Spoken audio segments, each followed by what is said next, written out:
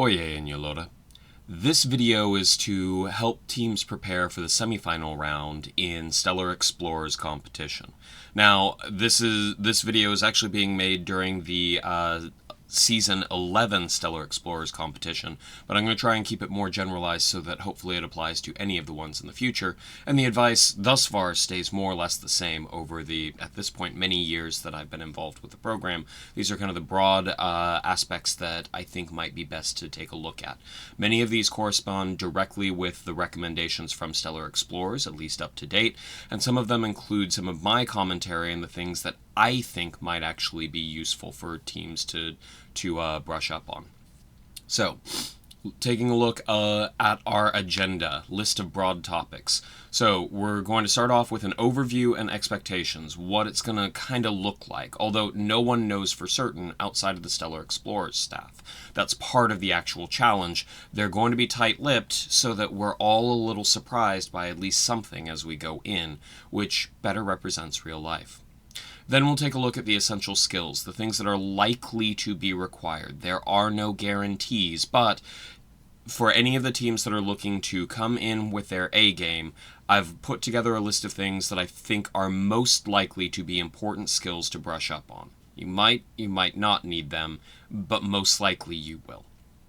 Then we'll talk about basic examples of what I call educated guessing, and my recommendations on how you can approach a challenge like semifinals and or nationals. I'll also say, to my knowledge, it also best reflects how you would do this in real life in the actual professional world as well. And then finally, we'll finish it up with advice from me, from the things that I've seen that I think is good advice, especially for semifinals, and all of the advice in this applies to nationals as well, except even more so. All right, so jumping in. Overview and expectations.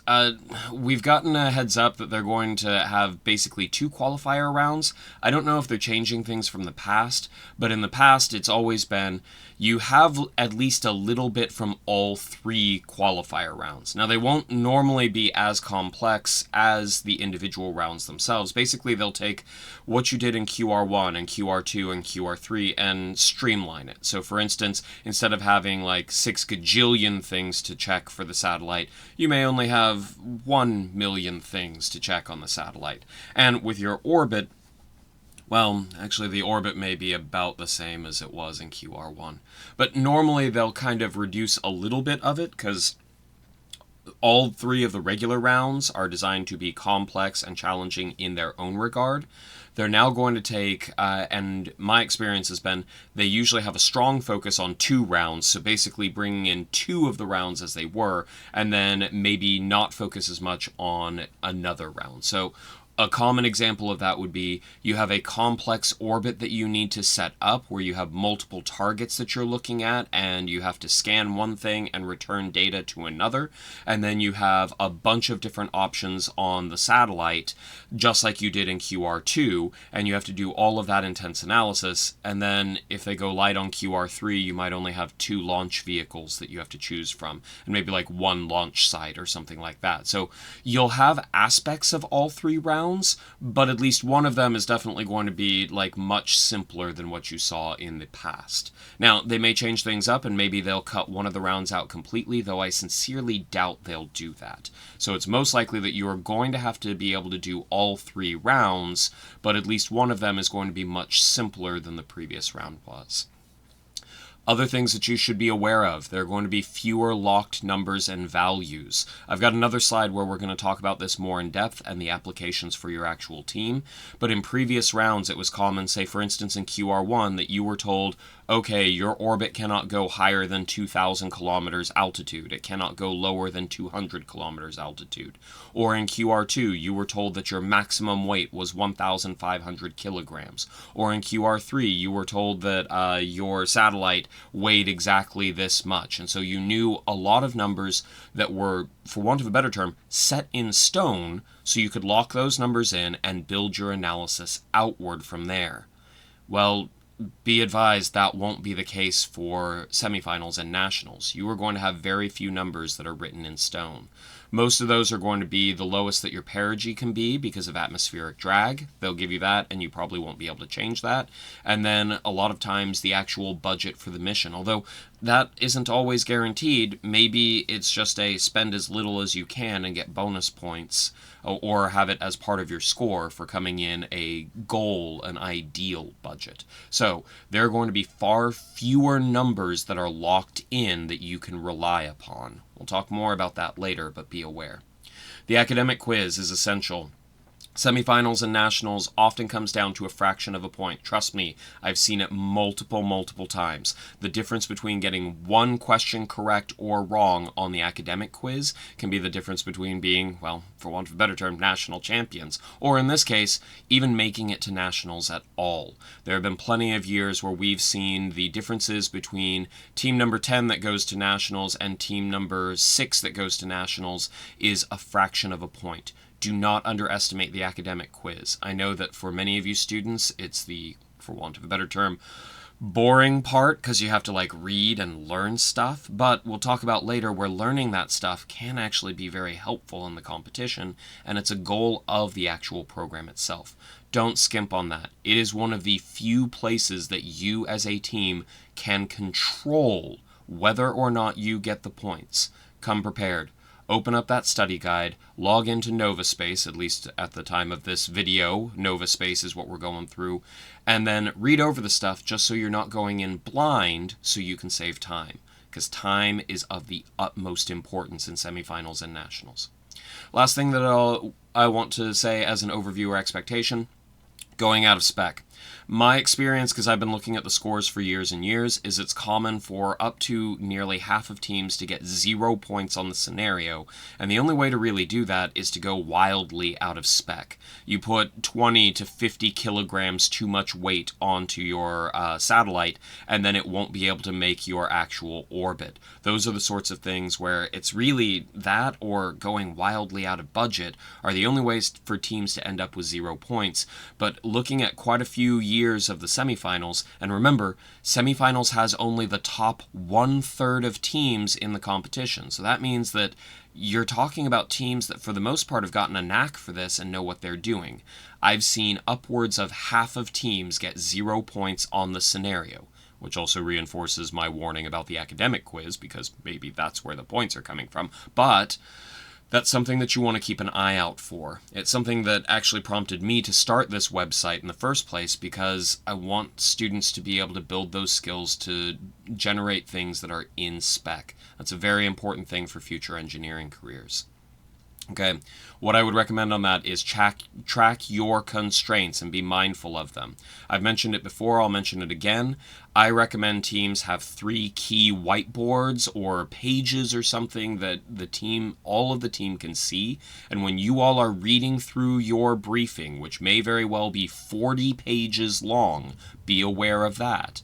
Every time you come across even one small item that says, hey, this is a limit, do not go above this limit, go and add it to that board. It helps if you also mark the page that it comes from so that your team can double check it later. But I've watched teams come up with absolutely incredible solutions to things like semifinals, and because they missed one little limitation on page 8 out of 40, for example, they ended up going into safe mode and losing 30% of their score, and then they didn't go to nationals. Do not lose those constraints. They are very, very important in semifinals and nationals and real life. Watch your weight, your power, your fuel, your budget. That's one thing that you're going to see in this video a decent amount. I can't just tell you one thing to look out for. That's what makes semifinals and nationals such a big challenge. You got to balance all of the things. But the most common places where teams can go wildly out of spec is with the weight, the power, the fuel, and the budget for their mission. And finally, the last thing that I'm going to mention that I don't think I've seen from any of the StellarXplorers materials, and it may be situational, depending on what scenario they give you, it may not be applicable at all, but in order to be able to predict how much weight you can get up to the orbit you want, you need to be able to determine your equivalent circular orbit. We'll talk a little bit more about that as we go forward, but it's something that I've been pushing for a little while, and so I'm going to bring it up here. It is common in semifinals for you to need that. In fact, you may not have heard of it before because it isn't until semifinals or nationals that it actually becomes a thing, because it's an important skill that allows you to combine QR1 and QR3, which we only combine rounds when we're in semifinals or nationals. All right. Some essential skills. Now, these are not the only skills that you should have, but I wanted to sit down and think, okay, if I wanted to advise students what are the key skills that I would bet money are going to help them in semifinals and nationals from each round, this is the list that I came up with. So for QR1, and I even bolded and changed the color on this to draw attention, orbital elements. Being able to design an orbit is something that you want to be able to do.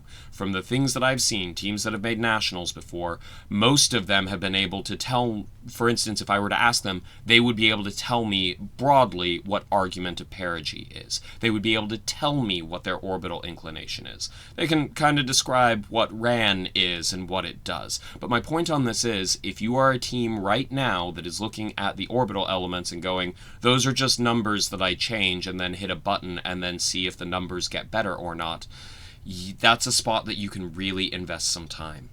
I'm going to break from the presentation real quick because I also have in this presentation, anything that is colored in blue is kind of an emphasis or a quote from me. Anything that is highlighted in the background with the purple, that means that there are resources available for that. So we've hit the first one of those, being able to design an orbit. ISAT orbital elements under general knowledge. So I'm going to go over here and I'm going to go over to ISAT. I'm going to go to general knowledge and we have orbital elements right here. We've got our 6 orbital elements, or 6 parameters for an orbit as I describe it. And here are basic videos that actually go over and talk about what each of those overall do and a way to think about them. That is hands down the #1 thing that I think would be useful for teams to be able to develop. Okay, going back over. Pardon me. Periodicity. This is something that also goes into your ability to design an orbit. So, for example, and I'm going to talk about this a little bit more in educated guessing, but being able to design an orbit, if you've got a target on the South Pole, odds are good you are not going to be well served by having an orbital inclination of 0 degrees. This is what I'm talking about when it comes to orbital elements, understanding what they are and knowing how to use them to save you time. Time is the most important resource that you have in semifinals and nationals. So the more you can save time, the better. So for instance, if I've got a target that's on the South Pole, I'm probably going to be dealing with an orbital inclination of at least maybe 75 degrees or so. Part of that's also going to depend on my altitude, how high I can get the satellite to go. If I can't get the satellite to go very high, so a ceiling of maybe 1,000 kilometers or so, I'm probably going to need an orbital inclination of 80 to 85 degrees minimum. But these are things that knowing the orbital elements allows you to save time, so you don't have to waste time going, let's put in 0 degrees and then hit refresh. Let's put in 5 degrees and hit refresh. My recommendations are know those orbital elements so that you can save time by designing a good orbit. And if I were writing semifinals or nationals, I would be writing it to reward teams that know that because they put in the extra effort. The periodicity comes into this as well. If you have a target, say you're trying to hit Hawaii, for instance, and you line your satellite up, you adjust your true anomaly, I know to say true anomaly for that, to get it right over your target at the beginning of the scenario so that you can immediately start getting some points. One thing to note is 24 hours later, Hawaii is going to intersect your orbit again because the Earth will spin and it'll be back underneath you, or at least very close to 24 hours. But there's a periodicity, a timing that you can end up doing. So being able to go into your orbital periods and design an orbit based off of that so that you know that 24 hours later, for example, your satellite will be back to its spot right above where Hawaii would be. If Hawaii is there, you can scan it again. Knowing about the periodicity of orbits can be very important. And that takes me to the next one that we'll take a look at, general knowledge and orbital periods. So back over here, I only have one video in here for now. You may or may not need orbital resonances. I make reference to them in the first video, but that's one where you can get some additional knowledge on that. Next up, access reports, especially with sensors. So it is common in semifinals for you to have more complex applications like sensors. Over here in QR1, C-Series, scanners, or sensors. You can look here in the STK lesson video.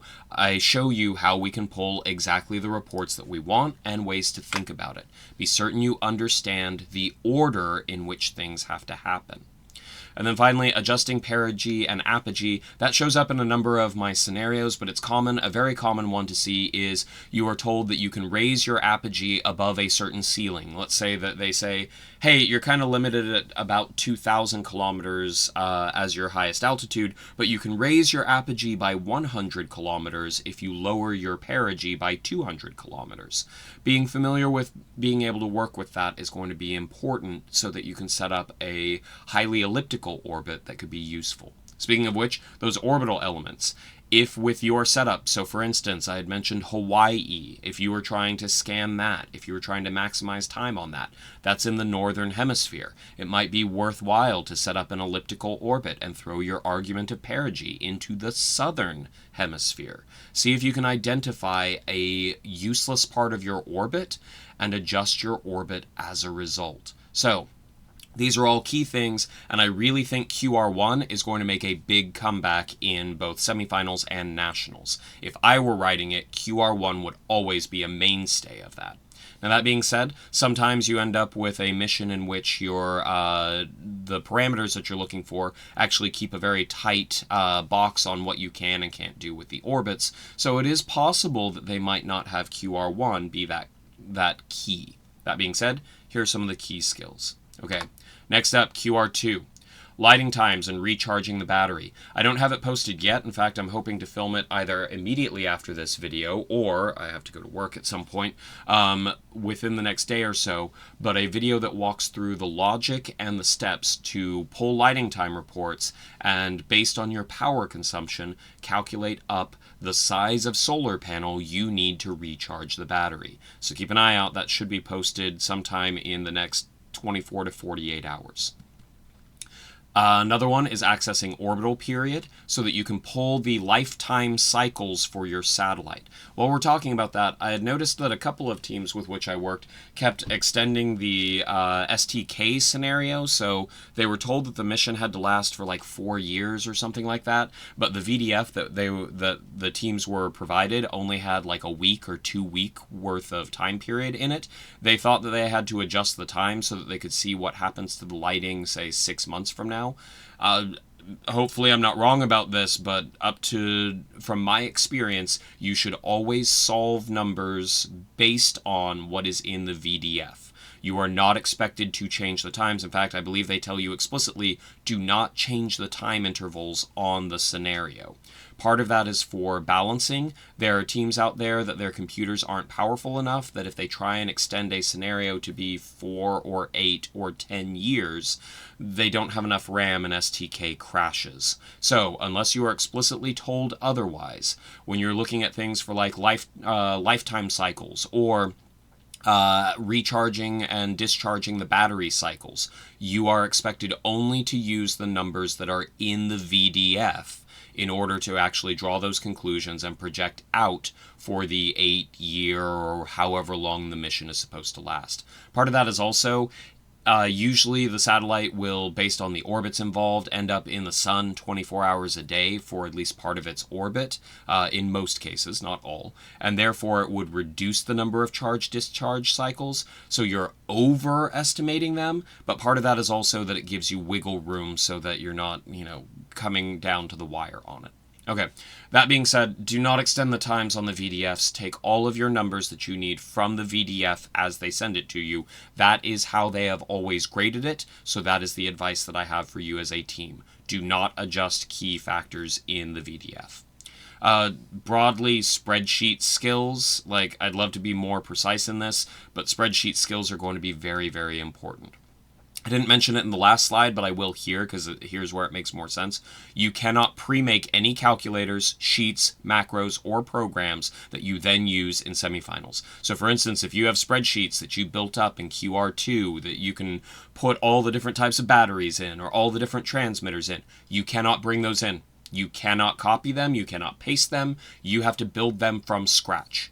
In other words, you have to know how you built them in the first place. So please note that is 100% in the rules as of the filming of this video and has always been there. You cannot pre-make anything digital like that, and you can't load it up after you get started and copy it in from another source. You have to know how to do it in your head. Now, if that means that you've memorized what you type into the spreadsheet, as long as it's coming from your head, that should be fair play. We do recommend that you actually understand how to build those things. But please note, as we're going into that, you cannot pre-make any of those things. I think there was a recent update to the rulebook in StellarXplorers, so this may be a dated video, but we have always been limited to basically 4 function calculators. I think it's been expanded slightly, but those can be very hard to find reliable ones these days. Many students have access to scientific calculators. I believe the rules have recently been updated, double check them, but you can use scientific calculators, but you are limited to the basic functions. In other words, plus, minus, multiply, divide. I think square root was in there, and I think they also said memory. Double check the rule book. You cannot preload a program into your calculator. That was the point of that the entire time. So you can't train it to do something and then use that calculator. That counts as another computer and is against the rules. As a reminder, you and your team are limited to 2 computers during the competition, and only one of them can have STK open at a time. I've got data budgeting as one of the key things on there, which can also apply to power budgeting. Budgeting in general is basically tracking how much you take in, how much you use, and how much you send back out. Or instead of use, maybe store might be the better way to describe it. But what I recommend on that is QR2 B series with sheets. And so QR2 B series, and we have a Sheets lesson here about STK, there's a Sheets lesson here, not the STK one, where I do a little bit of the budgeting on that. Okay, going back over. Let's see, so next up, round 3, interpolation. That is pretty much guaranteed to be on there. I would be surprised if they didn't have that on there. In the past, in QR3, for however many launch vehicles you had, you only needed to do 1 interpolation per vehicle. So if you haven't thought through this, let me be the person to tell you, now you're going to have to do that multiple times. On StellarXplorers, on their training page, they have, if you scroll down, we've got the interpolation video. I haven't made one because that one is a really great video, so check it out. It walks you through being able to do that. In this case, this emphasizes that the rounds are actually iterative. So for instance, your limitations on like how you're going to read that launch vehicle performance table is based on the orbit you choose. Remember, in QR3, they basically told you you're limited to an orbit of 20 degrees inclination at an altitude of 3,000 kilometers or whatever it was. You didn't have any control over the orbit, so all you had to do was find those spots on the vehicle performance table, interpolate once, and you had a number that you could rely on for the rest of your competition round. In this case, what you will find is you may go in and come up with a really good orbit. You may load up that satellite with all the key things that are going to get you a whole bunch of points off of that, and then you come to your launch vehicle and you do your interpolation and you find out, well, for the orbit you want, your launch vehicle can only lift 1,500 kilograms, but your satellite that you want is 2,000 kilograms. Okay, well that means either you need to change your orbit, or it means you need to pull something off of your satellite. So you go back over to your QR2 region and you say, okay, well I could try cheaping out on the battery and maybe this transmitter so that I can lose the 500 kilograms so that my launch vehicle can actually get my satellite up to orbit. But the moment you do that, you may find, oh no, without that transmitter, I can't actually get all of that data that I need back to my ground station reliably. And therefore, my orbit is no longer any good, so I have to go back and readjust my orbit. You're going to be bouncing around a lot in this. And most importantly, because you have control over the orbit, you're probably going to change the orbit, which means every time you do that, you're going to have to redo the interpolation. It's not enough to be able to do the interpolation. You have to be comfortable doing that interpolation. Now, maybe that's something that you can give to one of your additional teammates, and not using a computer on, have them use a regular calculator. That's one of the things that the calculators can do very well. For the interpolation, you really only need a piece of paper, a pen, and a simple calculator with add, subtract, multiply, and divide. The other thing I would say on that is your performance tables for your launch vehicles are pretty much always, at least from what I've seen, based around a circular orbit. So when you use that table, it'll say if you've got an orbital inclination of 75 degrees and you're trying to go up to an altitude of 2,000 kilometers for a circular orbit, then you can interpolate and find maybe you can lift, 800 kilograms or something to that based on your launch vehicle. But the values there are based off of a circular orbit. And that's where being able to find your equivalent circular orbit becomes very, very important, especially if you are going to be doing an elliptical orbit. Now, this becomes more important if you have a highly elliptical orbit. The closer your orbit is to a circular orbit, you wouldn't necessarily have to do that, but I do want to emphasize this because I came prepared for this a little while back. It's something that I haven't heard anyone else actually mention, but I think may prove to be an important skill, and I want to think that it's actually one of the reasons so many teams have gone out of spec before in semifinals. Well, I've got a video for this. It is under the ISAT QR1 C series, specifically the sheets. So QR1 C series, once again back to the scanners and sensors. I didn't have as much to talk about in sheets with that scenario, so I actually used that time to go over here's how I would find the equivalent circular orbit. So that shows you how you can take, based off the materials in your scenario, if your apogee is this and your perigee is this, how you can use a series of equations to actually work backwards to find your equivalent circular orbit so that you can properly read your launch vehicle tables so that you can see what your weight is. I think that's why so many teams end up with a score of 0. They don't know how to read the table correctly and find an equivalent circular orbit, so they end up 100 kilos overweight, and that just kills your score. Other things from QR3. One thing that I recommend is you have no control over the weather. We've seen delays before in launch and that you have to pay for those, and those can affect actual scores. So one thing that I've recommended in QR3 and for semifinals and possibly even nationals is see what happens to your choices for if there is a 2-day delay, if there's a 4-day delay, if there's a 7-day delay, as needed. And basically see if you have one launch vehicle that seems to be doing better, no matter how much of a delay there is, then you can say confidently that's probably the launch vehicle to go with.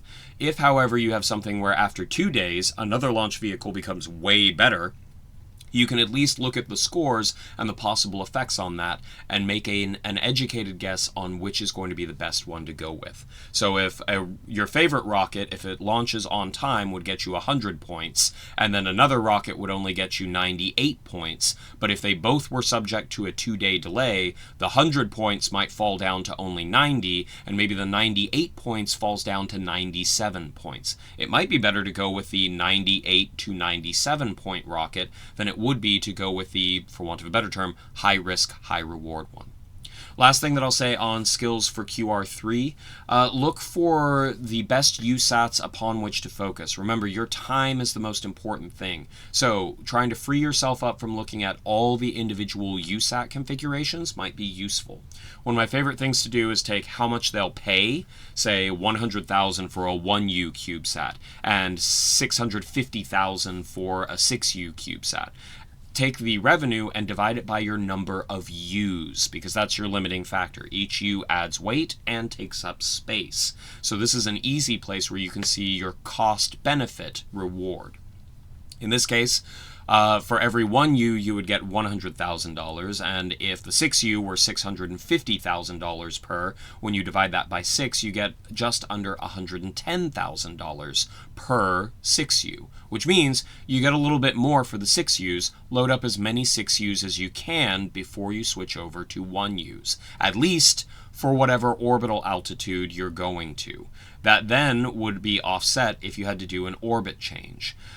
You may or may not have time to analyze that. Once again, if you've pre-made any calculators, sheets, macros, or programs, you cannot bring them in. You have to build them from scratch. Okay, moving forward. Educated guessing and tricks. One thing that I always repeat to my students is it is not enough to be skilled. You need to be skilled and lucky. So no matter what happens with semifinals, if you all don't make it in the top 10 and you don't make it to nationals, or you do make it to nationals and you don't win nationals, remember, the skills that you are collecting are absolutely awesome. They're what you should be most excited about, though we know that you like the competition. And don't take it personally. Don't take it hard. Even if you make a mistake, that doesn't mean that you all aren't doing incredible work. You really are. But it's not enough to be good. You also have to be lucky in this competition. And we can't control luck. Come in as prepared as you can. You don't want to rely on luck. But you're going to need at least a little bit of it in order to get to the next level. Okay, there are going to be too many options to reliably get a 100% solution. My lessons before I've talked about the 50% solution, the 80% solution, the 100% solution. My experience has been in semifinals and especially nationals, there's just too much stuff that you're trying to balance, and it's too difficult for you to try and check every single combination. My advice to you is, do not try. Do not even try and set it up, because you'll invest 4 hours in doing it, hit a wall, and then you'll have wasted time. So the best thing that I'd recommend for you is do educated guessing. And that ties into what I mentioned before. If I were writing these scenarios, I would write them to reward teams who come in with knowledge about space operations. Understanding those classical orbital elements, which we already gave a couple of examples on that. That's one of the first things that I'd recommend. Be ready to design an orbit, not just put in numbers and say, let's start at 0 degrees and then go to 5 degrees, then 10 degrees. The more you're having to refresh things in STK just to get an idea of what is vaguely good, the more time you're wasting, honestly, and probably not going to come up with a good solution. So come in ready to design an orbit. For satellite and QR2, ratios are really good. Like I said, cost benefit. If you're looking for a transmitter, take a look at its power divided by its weight. Maybe there's one transmitter that is in the middle of that pack that has really high power and is actually really lightweight compared to the others. Same thing with cost, because cost is often a limiting factor too. So do the power output divided by the cost. Or maybe cost per power. So you've got something where, remember, another limitation that you are likely to have, but not guaranteed, is that you have to make certain that you have enough battery power and power coming in to keep your satellite up and running so that it doesn't go into safe mode. So maybe doing a ratio of what you want divided by how much power it consumes. That could be a good thing to take a look at. Ratios can be a way of, they're not going to get you necessarily the best answer, but they will lead you towards a good answer using efficient equipment, even if you don't have the best equipment. Same thing applies in launch QR3. If nothing else, take a look at the launch vehicles, and if you've designed your orbit, that's a big if, and I reiterate, very important to be thinking about, but if you've designed your orbit and you know that you're aiming for a high orbital inclination, you all think that you're going to need, up in the 70-degree inclination range, take a quick look at your vehicles and see which ones seem to be best, which ones have the highest amount of weight that they can actually get up to that orbit. Maybe don't even look at some of the launch vehicles and just focus your attention on the ones that you think are going to be best for getting the job done. Now, that's no guarantee that you're going to end up with a great solution, but it will increase your likelihood of getting a good solution. You can't check everything, so eliminate things that you think are likely to be not good. Now, maybe you may find that you misjudged and you eliminated something that was actually really awesome. Well, maybe other teams will do the same. Remember, it's not enough to be good. You have to be good and lucky. All right, advice for competitors. Reiterating that, I can't say it enough, but then the other one that I always comment to my students is, a good solution in spec on time is better than the best solution too late. Do not go chasing after those last couple of points that you think you can get by, oh, let's switch out to this other rocket. What you want to do is by 5 hours into your competition, you have a solution that has a decent orbit, seems to be working out, and that you've had time to check to make certain that you are not overweight and that your satellite is not going to go into safe mode, because those are going to be the score killers. A good solution in spec and before your deadline is going to be your best bet for getting a good score on this. And why do I feel confident in saying that? What I mentioned earlier. Almost half of teams end up with a solution that is so far out of spec that they end up with 0 points. I'm convinced that a significant number of them were teams that said, we think we can lift up the 1,500 kilograms to orbit, so let's go with this solution. But they didn't check it as well as they probably should have, and they find that, the launch vehicle could only lift 1,400 kilograms. You're 100 kilograms overweight, which means you're probably getting negative 200 points put onto your score. In other words, I hope you did well on the academic quiz, because those are the only points that you're going to get. Although, do well on the academic quiz, which is one of the items in this list. Time is your most valuable resource. Use it wisely. Talk with your team, especially before going into semifinals, and think of ways that you can streamline how you want to solve these problems. Time is the most important thing that you need. So, use it wisely. And on top of that, eliminate things that you think are not worth your time and focus on the things that you think are pretty decent. To do that, you need to have some preparation and knowledge. Okay. If you do get a pretty good solution and you've still got an hour or 2 hours left, I recommend that you go ahead and start checking other ones. But remember, when you come down to the wire, I fully recommend that you rely on a good solution that you know is in spec, because all you have to do is overlook one small thing on page 10 out of 50, and you might go into safe mode, and then you end up losing more points than you would have gotten by trying to push the envelope. Do not ignore that academic quiz. It's the one thing that you have direct control over.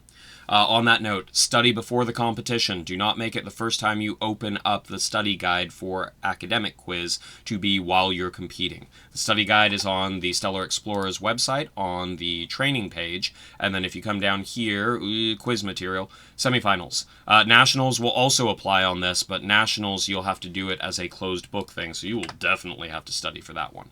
Luckily, it's still open book, open resource, team working, so make certain that you are prepared for the academic quiz. You probably do not want to spend more than 20, maybe 30 minutes of the team's time working on the academic quiz. I mentioned it earlier. I'll go ahead and bring up one of the things that we think is really good for teams is instead of having only 1 or 2 people do the academic quiz, take the extra time when you start the competition, immediately tackle the academic quiz with all hands on deck, because if everybody studied beforehand, then you may be able to go through question 1, and then everyone goes, yeah, the answer is D. So you select D and you move on. Question 2, maybe we're confused. Maybe one person goes to the other computer, because you can have 2 computers, and opens up Nova Space to actually check for the answer on that, while the other members of the team, 3 or 4 or 5 of them, go on to question 3 and say, we're pretty certain the answer is A.